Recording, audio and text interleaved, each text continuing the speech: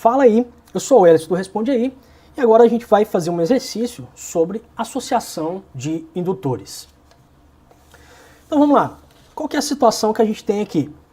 Beleza, eu tenho uma fonte, né, de corrente alternada, ou seja, ela gera uma corrente aqui nesse circuito que pode depender do seno ou do cosseno, tranquilo?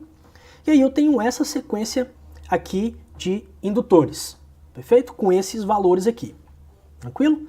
Então, qual é, né, dada essa circunstância aqui, qual é a indutância equivalente? Tranquilo? Bom, como esse exercício ele é mais curto, eu vou fazer uma revisão com você aqui rapidinho de algumas coisas que você viu lá na teoria. Então, olha só, segue comigo. Você viu que existem duas maneiras de você associar aí os indutores, né? Então, você tem os indutores em série e os indutores em paralelo. Eu vou começar aqui com você com os indutores em série. Então, vamos lá. O desenho que a gente tem é esse daqui, né? Então, eu tenho uma fonte de corrente alternada, né, que gera uma corrente aqui, que pode depender do seno, do cosseno, por exemplo, tá ok? E eu tenho dois indutores de indutância L1 e L2, ok? E um logo após o outro, certo? Então, o que eu tenho aqui? Por que em série? Porque a corrente que passa nesse indutor é a mesma corrente que passa nesse indutor aqui. Mesma corrente em L1, mesma corrente em L2. Então, a corrente que passa em todos eles é a mesma.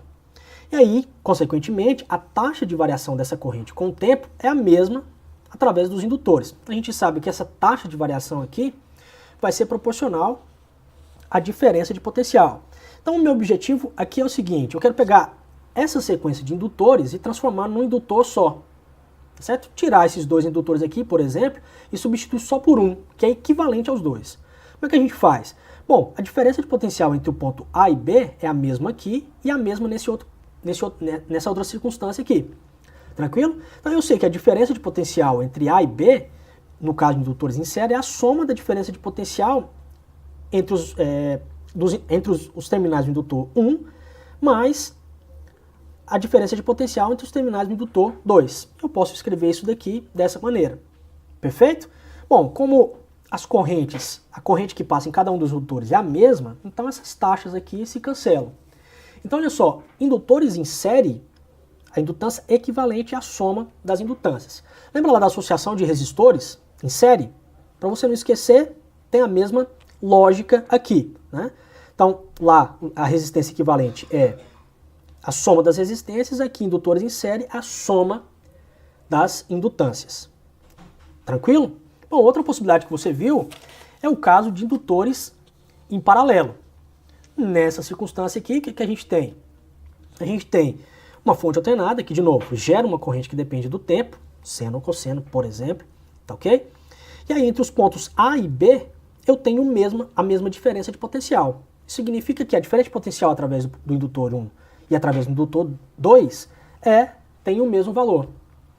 Diferente do caso de indutores em série, a corrente aqui que entra através do ponto A é a soma, né?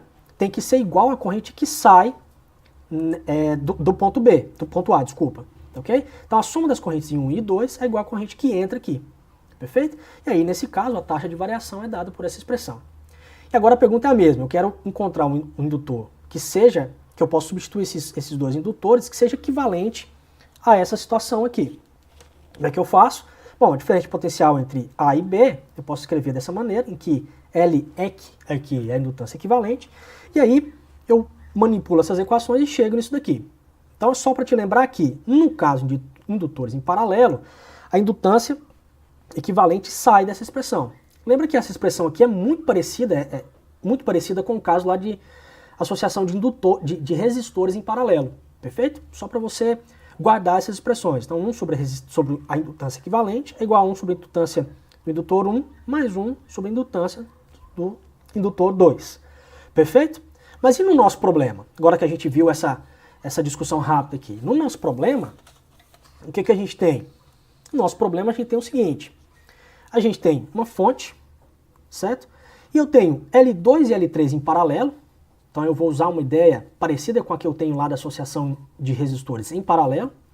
E aí o resultado disso daqui vai estar em série com os indutores L1 e L4. Perfeito? Que estão em série com o resultado disso daqui. A gente faz as continhas, olha só. Então vamos pegar primeiro os indutores em verde. Eles estão em paralelos, então a indutância equivalente, que eu chamei de LEC1 aqui, é dado por essa expressão. Perfeito? Bom, esse resultado aqui vai estar em série com os indutores L1 e L4. Tranquilo, né?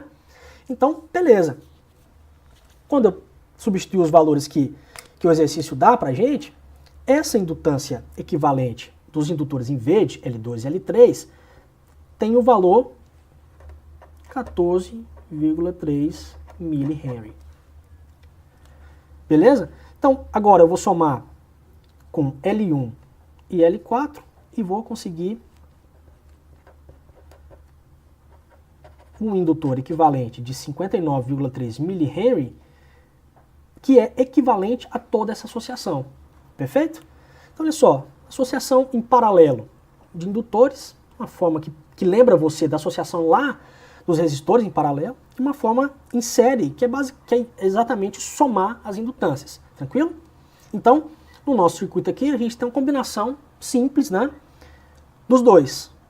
Perfeito? Mas nunca se esqueça da origem dessas expressões, né? A mesma diferente potencial, no caso dos indutores em paralelo, e a mesma corrente passando pelos indutores, caso eles estejam em série.